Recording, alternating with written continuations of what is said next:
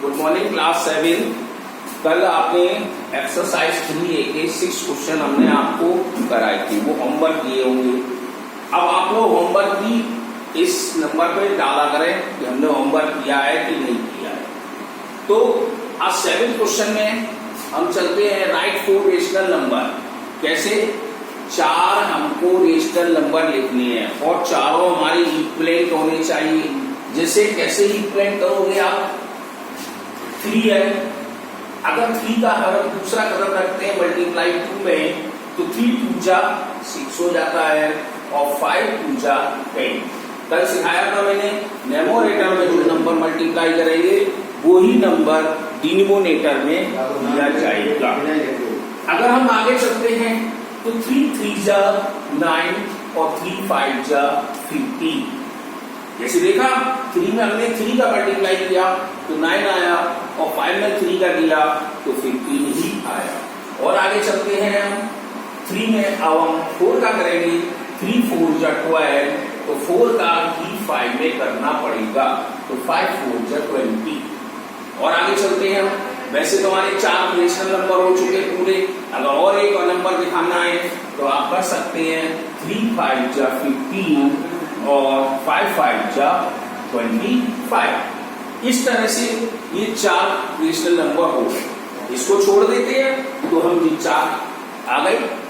तो हमें इन्हीं सवालों को 4 सवाल दिए हैं, तो एक मैंने आपको कर दिया, अब आप 4 करेंगे इसके होमवर्क। दूसरा सवाल आता है 8A का।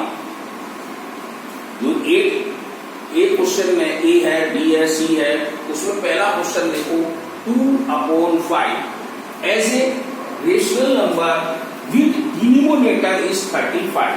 अब आप देख रहे हो 2 तुम्हारा फ्रैक्शन क्या है, 2/5 है और जिसका डिनोमिनेटर क्या है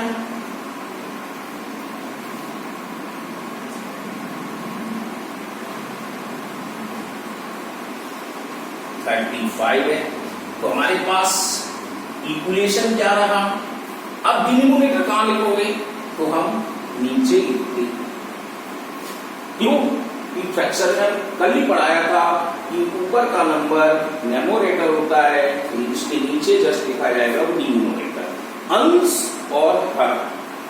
तो अब इसका इक्वल क्या बनेगा? तो न्यूमरेटर क्या आएगा? इसके भी 2 मेथड है। सरल मेथड आप देखिए, 5 से 35 हुआ तो हम 5 का डिवाइड दे देते हैं 35 में, तो हमारा आंसर आता है 7। अगर हम 7 का 5 में मल्टीप्लाई करें तो 35 आ गया। तो ऐसे ही 7 का न्यूमरेटर में भी करेंगे तो 7 2 जा 14। तो आप देख रहे हैं कि हमारे पास न्यूमरेटर आ गया 14/35। तो हमारी फ्रैक्शन क्या बन गई? 2/5 इज इक्वल टू 14/35। तो इस तरह से 8 क्वेश्चन पूरा हो जाएगा। अब हमारे पास आता है 9 क्वेश्चन। 9 क्वेश्चन में x की वैल्यू है, कैसे निकालोगे वो भी देखो।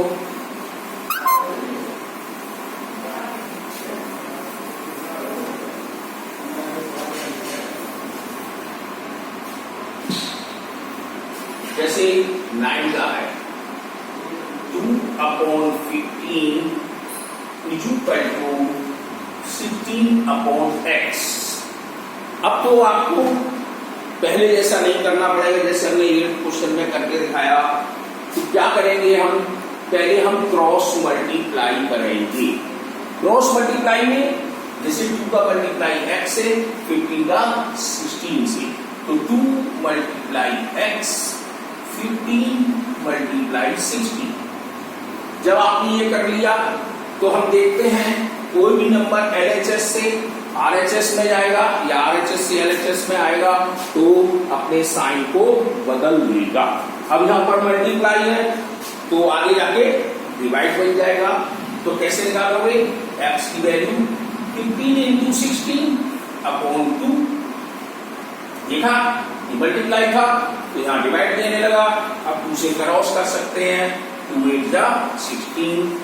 अब हमारे पास 15 और 8 आ गया, इसका मल्टीप्लाई कर दीजिए, 15 8 जा 120। तो x की वैल्यू हमारे पास आ गई कि 120 है। तो इसी तरह से 9 के 2 क्वेश्चन और हैं, सेट बी और सी, तो आप ये 3 दोनों करके रखेंगे। 10वां क्वेश्चन है, which of the following rational number as equivalent, कि कौन से रेशनल नंबर इक्विवेलेंट होंगे। इक्विवेलेंट मींस बराबर।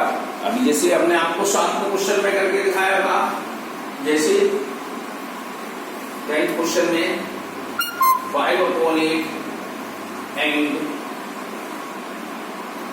10/60। तो जरा देखते हैं हम कि इक्विवेलेंट है कि नहीं है। तो क्या करेंगे, बाय क्रॉस मल्टीप्लाई में आ जाएगी, पहला नंबर का ये क्रॉस करेंगे आप, ऐसे ही ये दूसरा क्रॉस करेंगे, 8 × 10। अब उनका मल्टीप्लाई कर देते हैं तो 16 5 जा 80, तो 10 8 जा 80। अब देखो दोनों की रिजल्ट 80 आ गई, तो यस यहाँ पे लिख देंगे इट इज इक्वल, दोनों बराबर हैं। अगर आंसर में बराबर नहीं आते तो ये इट इज नॉट इक्विवेलेंट हो गया। तो इस तरह से आपकी ये 3A एक्सरसाइज कंप्लीट हुई और ये होमवर्क जो है आप इसको करके रखिएगा और इसमें भेजें आप।